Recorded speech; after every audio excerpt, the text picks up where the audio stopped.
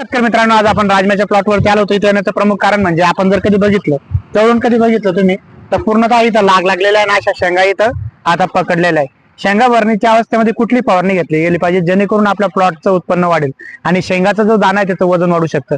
आपण जर कधी प्रामुख्यानं बघितलं तर थोडासा पिवळापणा इथं येतोय. तर याचं प्रमुख कारण असं आहे की याला पाणी कमी पडलेलं आहे. ज्यावेळेस दाण्याच्या अवस्थेमध्ये असतं त्यावेळेस थोडं तुम्हाला फळ इरिगेशनला पाणी देणं गरजेचं आहे आणि त्यातल्या त्यात न्यूट्रिशन त्याला घेणं गरजेचं आहे. आपण जर कधी या शेंगावर बघितले तर थोडे डाग आलेले रस शोषिंग किडीच्या याच्यावर हे डाग असतात आणि तुम्हाला जर कधी शेंगाचं वजन वाढून असेल तर तुम्ही पोटॅशयुक्त फॉलियर स्प्रेची ग्रेडची फवारणी घेऊ शकता.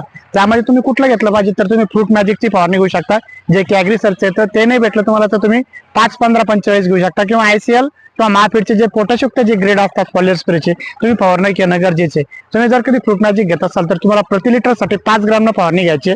आणि आपण जर कधी बघितलं तर प्लॉट अतिशय सुंदर डेव्हलप झालेला आहे आणि काही ठिकाणी तुम्हाला पिवळा दिसेल. याचं प्रमुख कारण असं आहे की दाना भरण्याच्या अवस्थेमध्ये याला पाणी जास्त प्रमाणात लागतं. पाणी जर कधी कमी पडलं तर न्यूट्रिशन व्हॅल्यू कमी होते आणि सर्वात प्रमुख जर कधी बघायला गेलं तर दाण्याच्या अवस्थेमध्ये न्यूट्रिशन म्हणजे मिक्स मॅक्रोन्यूट्रनची फवारणी तुम्हाला घेणं गरजेचं आहे. तर मिक्स मॅक्रोन्यूट्रन मध्ये आपण कुठली फवारणी घेऊ शकतो तर मिक्स मॅक्रोन्यूट्रन मध्ये तुम्ही पूर्वाचं चिलीमॅक्स घेऊ शकता किंवा आणखी कुठल्याही कंपनीचं मिक्स मॅक्रोन्यूट्रन ज्याचे रिझल्ट चांगले येतील असे तुम्ही त्याला फवारणी घेणं गरजेचं आहे. तुम्हाला जर कधी आमचा व्हिडिओ आवडला असेल तर व्हिडिओला शेअर आणि फॉलो करायला विसरू नका. धन्यवाद शेतकरी मित्रांनो.